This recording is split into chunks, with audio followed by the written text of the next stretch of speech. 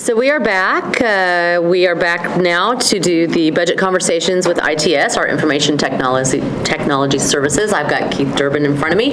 Keith, I'm going to kick this over to Talia to start us off, and then she's going to put it back to you, and you can introduce the folks that you brought with you. But I do want to just give a quick shout out. We've got some council members with us today.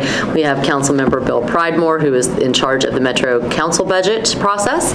We have Councilman Larry Hager, Council Member Russ Pulley, Council Member Tanaka Vircher, and we appreciate that they are here. So thank you. Talia. Okay. The Information Technology Services Department oversees the technology and infrastructure used by the majority of Metro departments. They have a current Metro budget, GSD fund of $1.8 million, a budget within their internal service fees of $17.7. And they have 137 and a half budgeted FTEs. For fiscal year 17, they have requested $4.2 million, and that includes 17 FTEs. And Mr. Durbin, I will turn it over to you to do your introductions and to provide a summary to the mayor. It's off, yeah. Thank you, Talia. Thank you, Mayor. Thank you, Mr. Riebling. We appreciate the opportunity to be here. I've got with me this morning a number of key members of our executive team. To my left, Margaret Keck, who is our Assistant Director for Communications and Infrastructure Services. To my left, John Griffey, our Assistant Director over Information Security and Metro's Chief Information Security Officer. And I appreciate both of them being here with me today. Great, thank you. So anybody else? I do have some other people here. In the peanut gallery, I have Don Clark, who is our Assistant Director over Business Application Support Services. Assistant Director Cindy Maddox, who is the Assistant Director for Employee and Account Care. And then my Financial Manager, Greg Nicholson. Great. Thanks, Keith. Go ahead. Thank you. So you've heard me many times over the years talk about how ITS is just a service organization. We exist only to serve other departments and agencies of the Metro government. Thus, the improvements that we're talking about today really reflect that. And our improvements are logically divided into three major groups. They're information security, infrastructure, and then a services alignment. So let's start with information security. Okay. And your past discussions with me, and I know John Griffey has given you the presentation, kind of the state of information security as it exists in Metro, and the fact that you read the paper, you see that we are in a fraught environment. So ITS currently spends about 10% of our budget on information security activities. Okay. And they simplistically can be boiled down into protect, detect, and react. So that's probably too simplistic for John, but that's basically what we're doing. And since that threat landscape that is out there is constantly changing and evolving, our reactions to that are constantly changing and evolving. So our request for the infrastructure component is for 2 positions, and then a service to help us mitigate effects of attacks from the bad guys. Okay. Our second category is infrastructure. And from a definition standpoint, and I said it the other day at Metro Council at the 4%, we're kind of like Scott Potter in terms of water is something you just expect when you are doing business. These days, you're also just expect to have phones that work, a network, Wi-Fi, video cameras, and those types of things. So we're truly part of the infrastructure of the Metro government at this point. And as such, there are kind of 2 major things that are driving our requests. First off, as these technologies have become more ubiquitous in everything that happens, we need additional staff to continue to provide technologies at the level of support that we feel is necessary. When we're supporting the police department and the fire department, their services need to be up.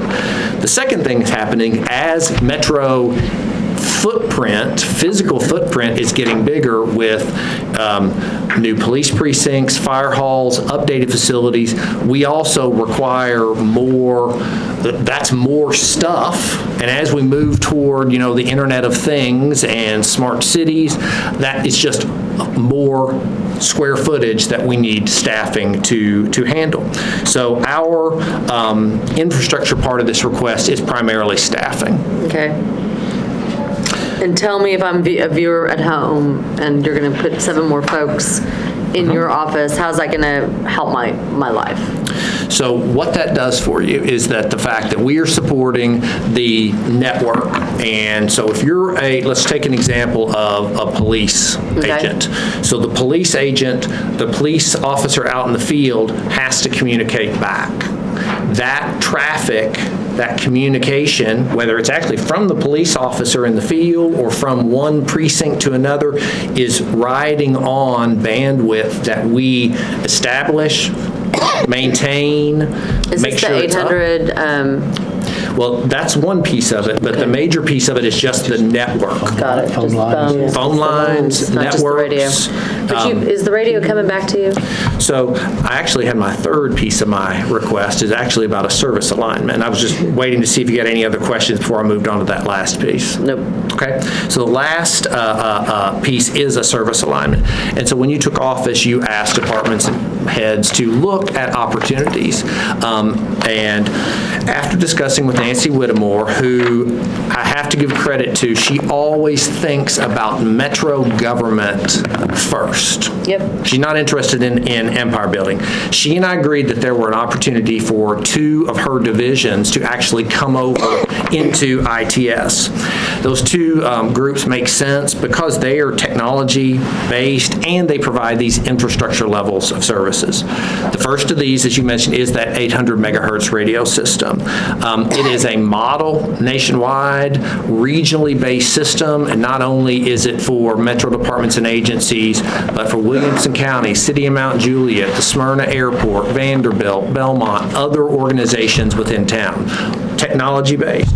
And the other piece of that request is there are 2 kind of card key management systems in Metro today. ITS runs one, and then General Services has one person maintaining the other one, and so moving that operation over and consolidating that into one group. So this is really just a reallocation, Talia, of resources. So although I was very happy to see a minus sign yesterday with Nancy, I get to see This is plus sign today. So Nancy gets the good news because she has the minus. Right, because I was very She takes the hit because she's got the plus. Yes. Nancy is very smart. Did I say that? Yes, she is. So that's 2.66 million and 8 FTEs. And is that is that a 1-for-1? Yes. Okay, so it's, okay, great. All right. That is a move. So those are my 3 major categories. Okay. InfoSec, infrastructure, and this service alignment. And then, of course, then you have the non-discretionary, Right, which is they the got- service contract Yes. number, which is a big number. Yeah, a big it's not number. insignificant. It's $507,000 this year, Yeah. which it was about $2 million last And year. that's what all that would be, like Microsoft and It's networking equipment, it's server equipment, it's contracts for various services we have, it's Oracle to run Talia's EBS system, things like that.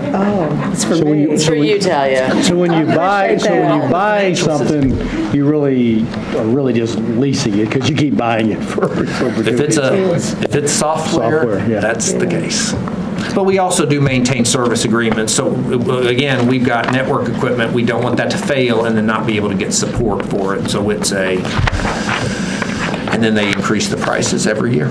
So when information security, let's just go back to that for a second, because I know that you run the majority of metro departments, but I've also now had a parade of folks through who have pieces of technology as part of their departments, and they have systems that they're maintaining. Is there any interface with how that information security operates in your house that would also be a broader umbrella and protector for some of those others that may not exist under your umbrella but need it just the same?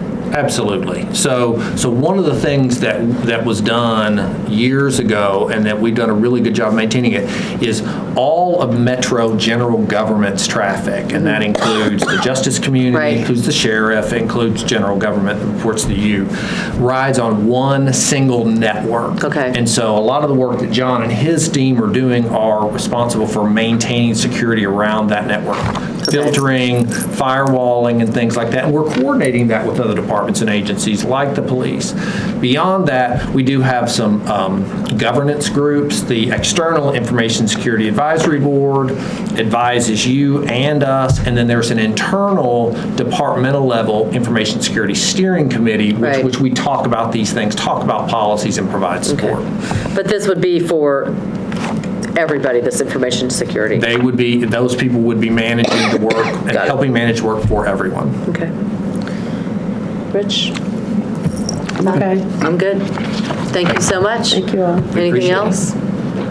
All right. I understand I'm going to be seeing a lot of you next week at the PIPS, which I'm very excited I about. am too. I am presenting 4. Good. It's exciting. Thank you all for making time.